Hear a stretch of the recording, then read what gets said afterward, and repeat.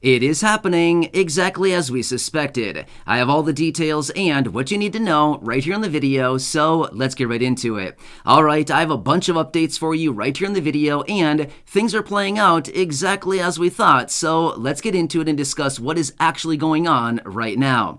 Alright, so earlier this morning we got a new report out on retail sales. It is showing that retail sales were up yet again another 1%. Meanwhile, analysts and experts were anticipating only 0.8%. Now, this is showing that consumer spending is still strong even with all this inflation. Here's what's interesting about it. The report went on to show that consumers are still spending the same amount on a month-over-month basis, but here's the problem. They're getting significantly less. Obviously, because of all the inflation. So it was interesting to see this in the report that they actually pointed out, yes, consumers are still spending the same amount of money every single month or possibly even a little bit more, but yet still getting the same old things. So that's why spending continues to rise. Meanwhile, basically the same old items are being bought because of all this inflation. Kind of interesting, right? Speaking about inflation, let's talk about another report that was released yesterday, and this is the wholesale inflation. So on Wednesday, we got the inflation report, which was the CPI, again, 9.1%. We talked about that in previous videos, but now yesterday we got a new reading on wholesale inflation, which came in at 11.3% year over year, and on a month-over-month basis, it was up 1.1%.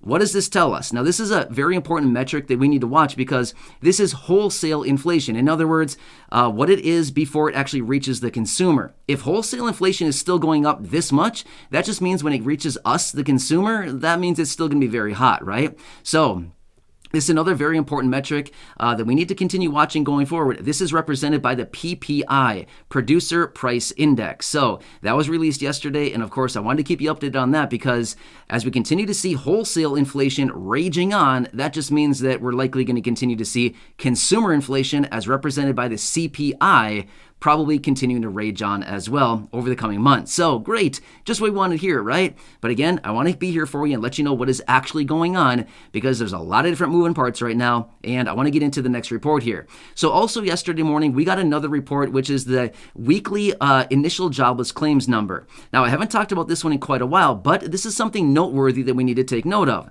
Here's what it's coming in at.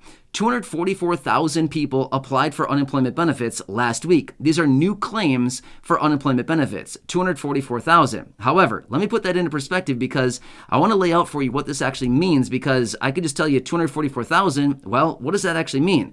This is the highest number that we've seen in 8 months since late last year. So what does this actually mean?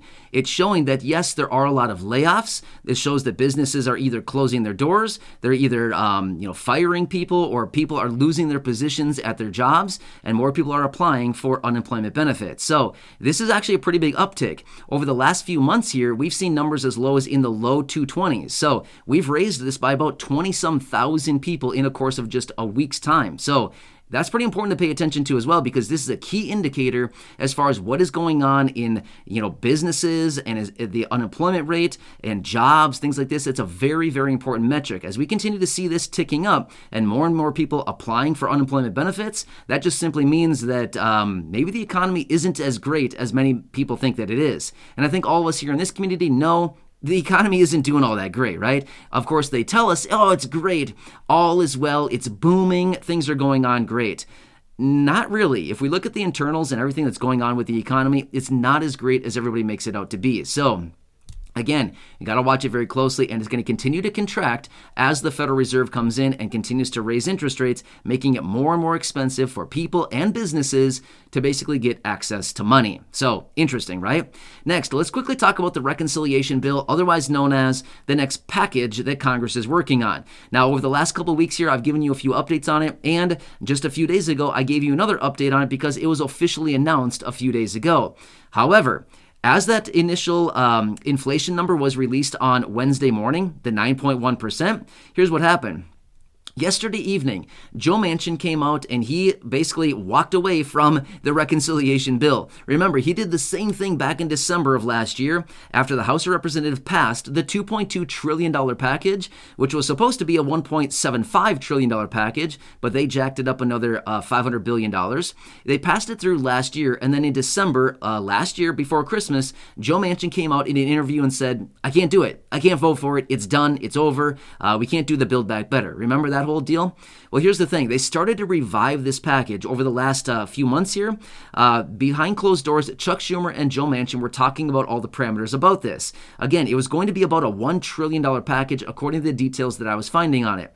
Well, as of yesterday evening, Joe Manchin came out and said, we can't do this. This is just going to add more fuel to the inflationary fire that we're currently dealing with right now, which it will. Again, I don't want to be here to take sides politically, which I don't in my videos, but we have to be real at the same time.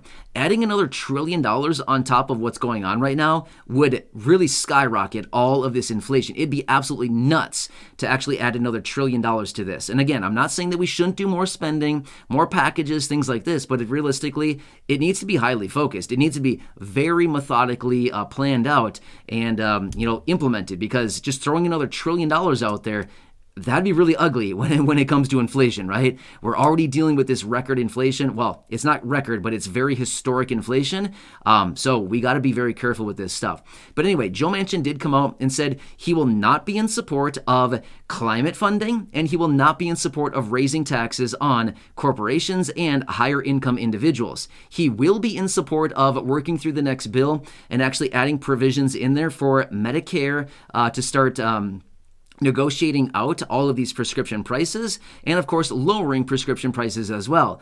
So that's a very good one. Again, it seems a little bit weird to me that that is like one of their main focuses right now. Don't get me wrong. It's very important to bring down prices on pharmacy items, on prescriptions, things like that. But does it seem a little bit weird that that's like their main focus right now? That's like the only thing that they can focus on and that they can actually get through right now, through these days?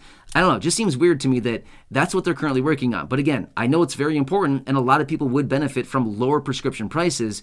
It just seems like maybe they should be working on something that's a little bit more encompassing and help people out in a bigger way than shaving down prices on prescriptions by like $5. You know what I mean? So anyway, just want to throw that out there. But again, that's what they're currently working on now, and we'll see, because they want to get it done by the end of this month. Well, guess what? The end of the month is like 2 weeks away, so I'm not really sure what they're waiting for here, but according to what it's looking like as of right now, I would be willing to bet it's going to be delayed based on what's going on right now and how fast they're working on this thing / very, very slow. It's likely going to be beyond this month to actually get this thing passed. That's just my suspicion based on what's going on here, but that's kind of what we're seeing play out right now.